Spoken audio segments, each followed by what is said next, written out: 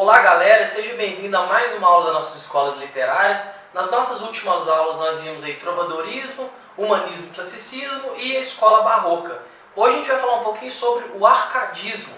Bem, o arcadismo ele também é conhecido como neoclassicismo, novo classicismo. Só nesse nome a gente já tem algumas características que a gente pode retomar, que a gente já viu o classicismo.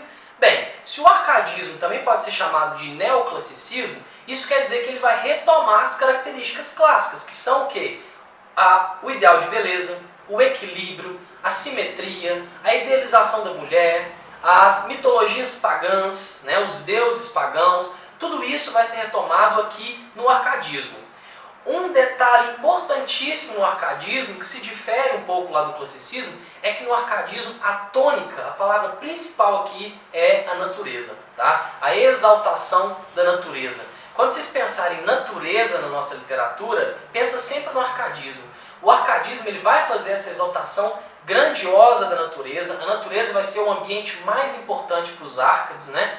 E para eles, inclusive, a natureza vai ser uma saída da cidade grande, cidade conturbada, uma saída que a gente vai ver que é uma falsa saída, porque na verdade o arcadismo é composto pela burguesia, tá? Bem, o contexto histórico é a Europa do século XVIII, tá? O que a gente chama de século das luzes, né? Naquela época, a gente tinha ali então uma burguesia fazendo uma forte crítica ao antigo regime monárquico. Tá? Então essa burguesia, não satisfeita com aquele poder autoritário, né, aquele poder monárquico muito forte, ela vai fazer uma crítica, né, por meio da retomada dos valores clássicos a esses monarcas. Para isso, os autores árcades eles vão usar pseudônimos pastoris, eles vão buscar pseudônimos lá dos gregos para conseguir se esconder, de certa forma, esconder aquele eu que está dizendo por meio do poema, por meio do texto. Tá? Então, principal elemento do arcadismo, primeiro, retoma os elementos do classicismo,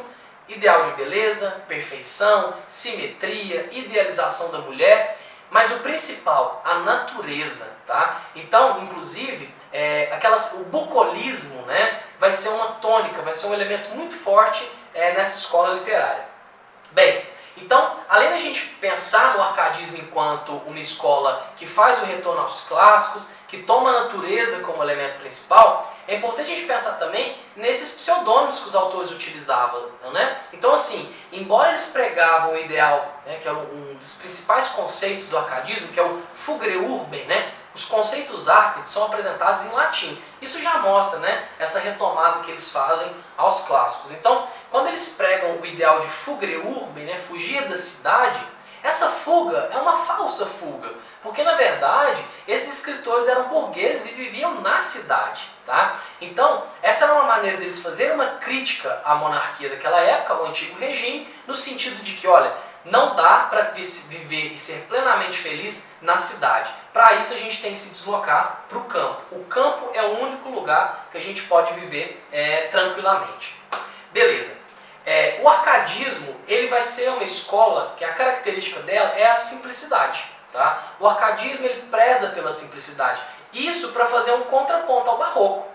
Lembra que no barroco a gente comentou que uma das principais características era o exagero, era a hipérbole, né? Então você olhava aquelas construções assim arquitetônicas, aquele exagero, né? No arcadismo não. No arcadismo a gente vai prezar pela simplicidade. Então as pinturas, inclusive as pinturas árcades, vai ter sempre aquela tematização da natureza, né? As roupas mais claras, né? Passando uma simplicidade, uma serenidade, diferentemente do barroco, que pregava pelo ideal de feísmo, tristeza, lamento, profundidade, né? Então aqui no arcadismo não. Aqui é a natureza, aqui é aquele final de semana que você vai para a roça, fica tranquilo, né? Vê ali os bichinhos, leva a vida como se fosse um pastor de ovelha, acorda de manhã, tira o leite, né? Toma um cafezinho. É mais ou menos essa tranquilidade que os árcades tentam passar. Bem, alguns elementos importantes, alguns temas, né, dessa simplicidade árcade que a gente pode levantar. O amor, a morte, o casamento e a solidão. Tá? Outro elemento muito importante é que para os árcades a vida é efêmera, ela é muito passageira. Né? Quando a gente vê, a vida passou. E como a vida é passageira, um dos principais conceitos dele é o carpe diem, né? Aproveitar o dia intensamente, aproveite cada minuto do seu dia, porque a vida é passageira, a gente nunca sabe quando a vida vai acabar. Então o carpe diem também é aí um termo muito importante para os Árcades, tá? Bem, na maioria das vezes a gente tem ali como temática um pastor, né, que lamenta a tristeza da mulher amada tê-lo abandonado, né, ou ele não ter conseguido conquistar o seu amor.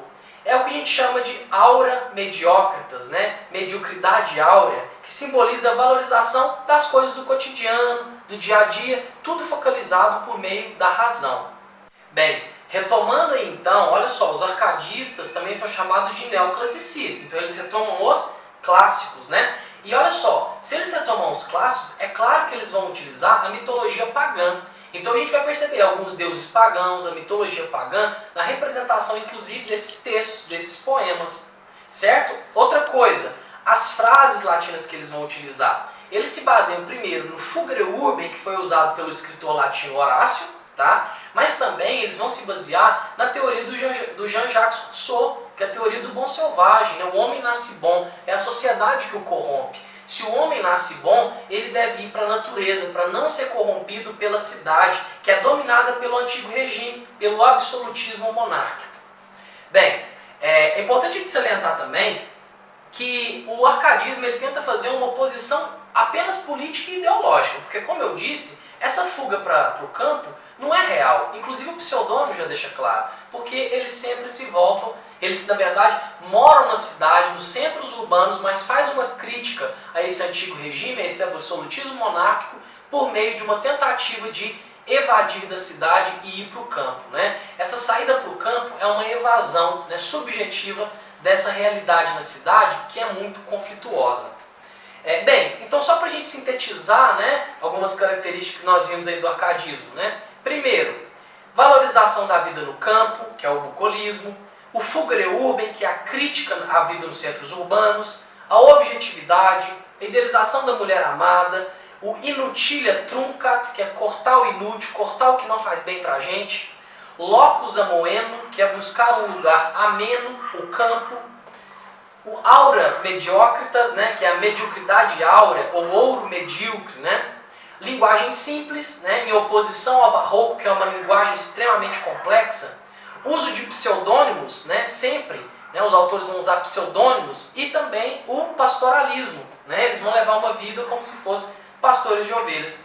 Alguns autores importantes aí dentro do arcadismo: Santa Rita Durão, escreveu Caramuru; Cláudio Manuel da Costa, das obras poéticas em Vila Rica; Basílio da Gama, com o poema épico, né, O Uruguai; Tomás Antônio Gonzaga, que escreveu Marília de Dirceu e Cartas Chilenas; Inácio de José Alvarenga Peixoto e Silva Alvarenga. Bem, espero que tenha dado para compreender rapidamente a retomada do arcadismo. Próxima aula a gente vem com o romantismo.